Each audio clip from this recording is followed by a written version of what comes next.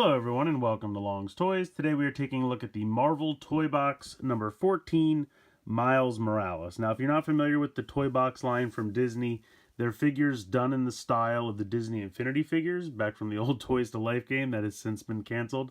But everyone really enjoyed the art style of those figures, so they kind of kept it going in new, really nice posable action figures. I have not gotten any of these. It was kind of one of those things where I knew if I got into it, I would probably go all in and it would be a huge money sink, so I tried to be responsible for once. It didn't really work. In any case, I saw this today at a Disney store, and there's not a lot of Miles Morales action figures out there, and I just thought it looked really good, so I decided to grab it.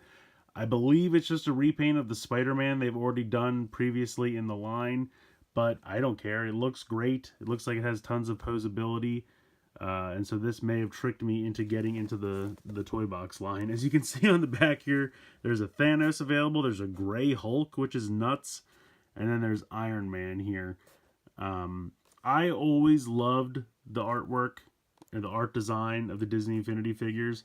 So this definitely seems like something that would be a slam dunk for me. And I'm probably going to end up picking up a few more depending on how this turns out. And now it'll just be all the ones I want they don't make anymore, because that's how I do things apparently. But anyway, really cool picture of Miles Morales here on the side.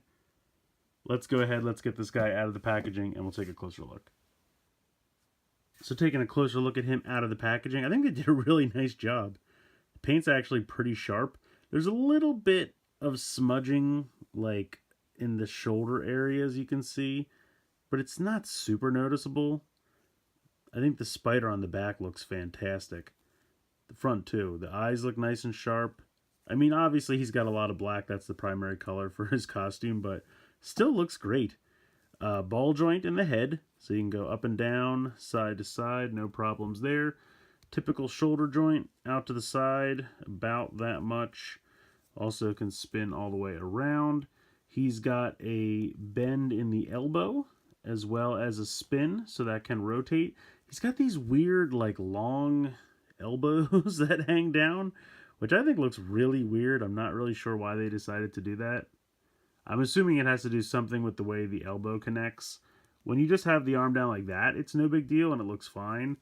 But when you bend him at the elbow, it looks a little goofy. But he's got a nice wrist. This can rotate as well as bend in. And then you can see he's got the classic, shooting web finger pose there on that hand, and then a normal hand, I guess, to hold an accessory with this hand. He's got a waist swivel. He's got out to the side, that far back, this far forward in the hip joint, and then he's got knee joints very similar to the elbow, and then he's got ankles very similar to the wrist. So it's a ton of articulation points for a figure this size. And yes, $13 may seem like a lot, but if you think of the fact that like a Bandai America Power Ranger would be about this size, and that would be $10, and this is $13, and you're getting a whole lot more articulation than those figures had, I feel like they're pretty decent. And I really like the look of this. He also does come with an accessory. The accessory is not that great, in all honesty. So you have this suction cup thing, of course. Go ahead, stick it to something. And then it just has this retractable little bit of web. You can't, like, stick it out. I wish you could kind of pull it out and it would click and then press a button and it would retract. No, you just kind of pull it and it immediately retracts. So he can hold it in his hand, or at least he's meant to. It's a little bit of a tight fit. Or actually, you know what? Maybe I'm wrong. Maybe it's supposed to... I think it's supposed to peg... Okay, you know what? No, I was wrong. At first I thought it was supposed to peg into the back. It doesn't. And I thought it was supposed to fit into his hand, and it really doesn't. So I guess you would just kind of put the rope in his hand, maybe? I don't know.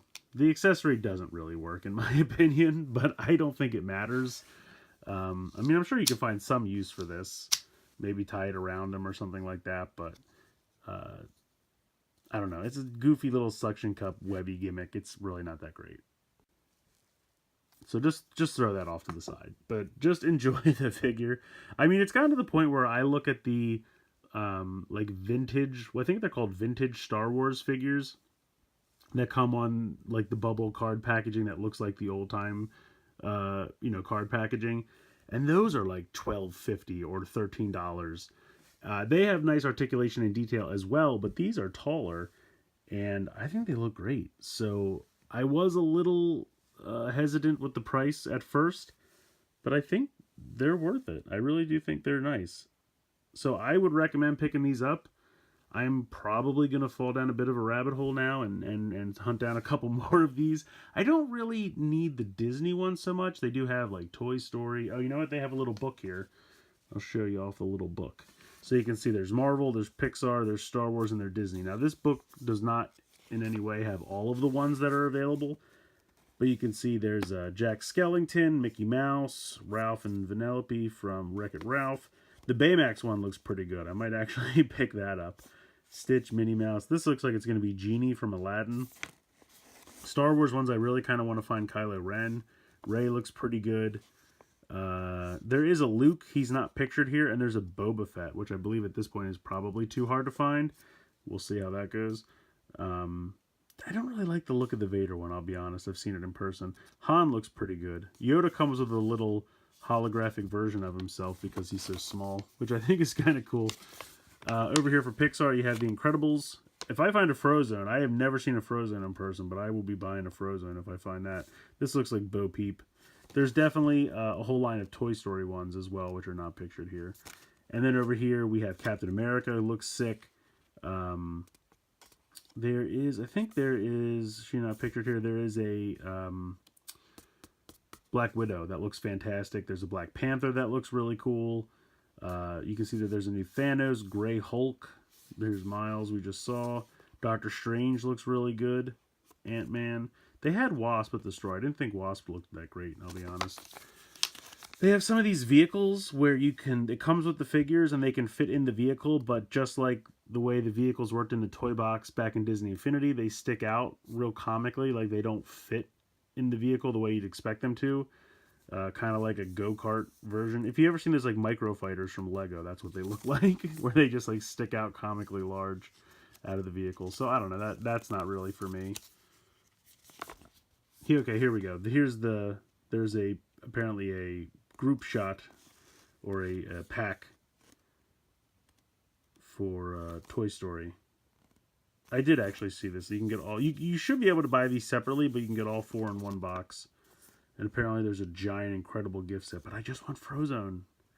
I don't, what is that? A baby looking like Edna? That's creepy. But anyway, and then there's a Hulkbuster and Hulk group set, which actually looks pretty cool. And then I don't know why there's a Spider-Man with a buggy. He loves the buggy. But yeah, so that's it for this.